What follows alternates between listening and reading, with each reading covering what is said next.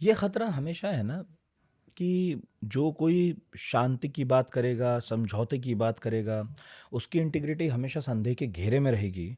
और शायद यही एक बड़ा कारण नहीं है कि आज भी बहुत सारे आलोचक या निंदक कहिए, गांधी को लेकर ये कहते हैं कि वो तो अंग्रेज़ों के साथ थे, अंग्रेज़ों के साथ उनका समझौता था।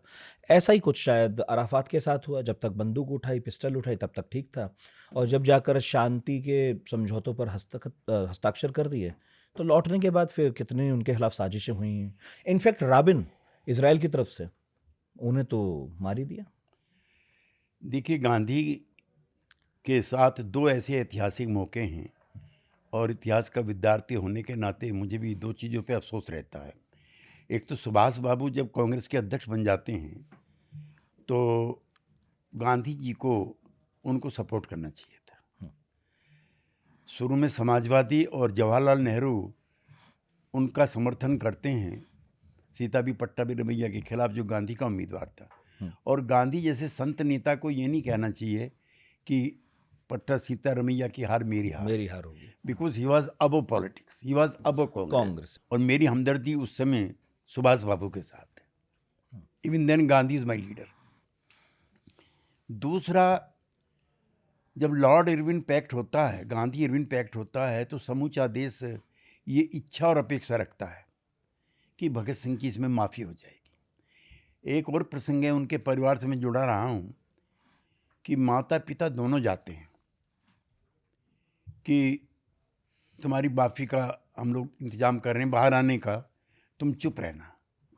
उसने कहा नहीं, अगर मुझे पता लगा कि मेरे को माफ़ी मांग करके या मेरे परिवारजनों को माफ़ी मांग करके मुझे बाहर आना है, तो मैं ये भी कह सकता हूँ कि मेरे माँ बाप नहीं हैं। अपने पिता को ही कह दिया था कि हाँ आप हाँ गद्दार हाँ हैं। हाँ। और वो कई अवसरों पर गांधी की भी प्रशंसा करते हैं, लेकिन गांधी अहिंसा को अपना धर्म मान चुके हैं। और उनका मानना ये है, ये मैंने जब हम आपातकाल में लड़ रहे हैं इंदिरा गांधी के खिलाफ, तो एक बहस कर्पूरी ठाकुर और जॉर्ज फर्नांडीज के बीच में होती है। जॉर्ज फर्नांडीज का मानना है कि इंदिरा गांधी को आर्म स्ट्रगल के जरिए ही हटाया जा सकता है, और वो हमारे जैसे 4-5 नौजवानों को भी बम का परीक्षण करने की सुझाव और सलाह देते हैं। और हमारे सामने वही संकट है कि चौधरी चरण सिंह जो हैं, इतने बड़े गांधीवादी नेता हैं कि अगर हमने एक बम भी फोड़ दिया तो वो पार्टी से निकाल देंगे, इस भय की वजह से, नॉट कन्विक्शन। हम जॉर्ज फर्नांडीज का बम नहीं लेते हैं। फिर जब कर्पूरी ठाकुर की जॉर्ज की मुलाकात होती है तो जॉर्ज उनको भी सलाह देते हैं। अब कर्पूरी ठाकुर का सुनिए, उसने, मैं गांधीवादी हूँ, इस आंदोलन में अगर एक भी हिंसा हम लोगों की तरफ से हो गई तो मिसिस गांधी को हमारे आंदोलन को कुचलने का बहुत बढ़िया मौका मिल जाएगा।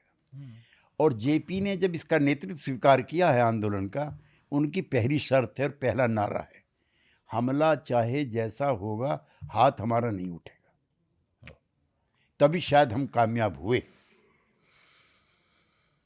क्योंकि स्टेट के पास जिस तरह की ताकत हो गई है और हम अनआर्म्ड हैं, तो हमारे पास तो आत्मबल है। तो गांधी के आंदोलन में कई बार होता है, जब सत्याग्रही हैं, महिलाएं हैं, पुरुष हैं, जब पीट रहे हैं अंग्रेजों से, एक स्टेज पर अंग्रेज का हाथ रुक जाता है, उसमें भी ताकत है। पर मैं यही तो कह रहा हूँ कि फिर अराफात के साथ भी होना या राबिन के साथ यही तो होना है कि अगर आप शांति की, समझौते की बात करेंगे, प्यार से बैठने की बात करेंगे, तो हमेशा ये कहा जाएगा कि वो या तो आप बाद में कायर आकर, हो गए, आप बिक गए। अराफात भी बाद में आके निगोशिएशन में आते हैं, जो ओस्लो पैक्ट होता है, आप तो जानकार हैं। लेकिन उससे पहले जब वो 1962 का है शायद किस्सा है, अरब वर्ल्ड की पहली समिट अब्दुल गुलाम नासिर करते हैं और उसमें अराफात को बुलाया जाता है। उससे पहले अरब वर्ल्ड एपैथेटिक है फिलिस्तीन आंदोलन के लिए। वो पहला मौका है जब सब इकट्ठे होते हैं, और उसी बीच में अरब स्प्रिंग होती है इस्लाम की सुप्रीमेसी के लिए, कि आज neither east nor west, Islam is best के नारे लगते हैं ना, तो उससे भी वहाँ के फिलिस्तीनी लड़के लड़कियाँ प्रभावित होती हैं। ये एक दौर वो भी है। लेकिन जो वहाँ पे परिस्थितियाँ हैं, वहाँ पे दोनों को ही हथियारों से लड़ना है। यही तो मैं बार बार पूछ रहा हूँ आपसे, जो मैं जहाँ जाना चाह रहा हूँ कि अब आराम से बैठने का जो एक मौका हो सकता था ना, वो रिस्क कोई लेना नहीं चाहेगा शायद, हाँ। क्योंकि इतिहास में जो भी साथ बैठ के जिन्होंने समझौते की बात की है, उनका कोई अच्छा हश्र नहीं हुआ। नहीं, आपने सरमल शेख का जिक्र किया, जो वहाँ पर है कैरो के पास, जी। खूबसूरत जगह है वो वार्तालाप के लिए, तो वहाँ सब इकट्ठे हुए थे।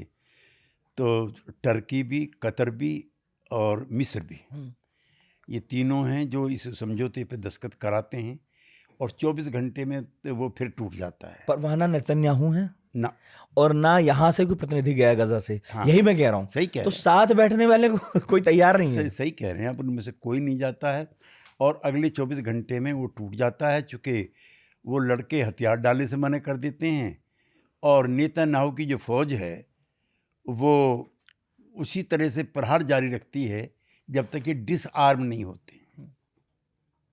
अच्छा, अभी वहाँ पे वही तनाव की स्थिति है। पिछले एक हफ्ते में कई सौ लोग फिर मारे गए हैं, जो शव हैं वो वापस हो चुके हैं।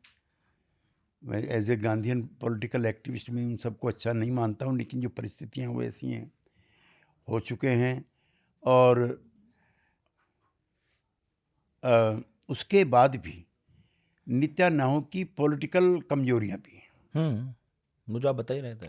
पॉलिटिकल कमजोरियाँ भी हैं, लेकिन मानवता का ऐसा नरसंहार जैसा हो रहा है, समूचा विश्व चुप रहता है। पिछले दिनों के कुछ आंदोलनों को छोड़ करके जो यूरोप कंट्रीज़ में हुए हैं, इसके 2 नेशन के बारे में,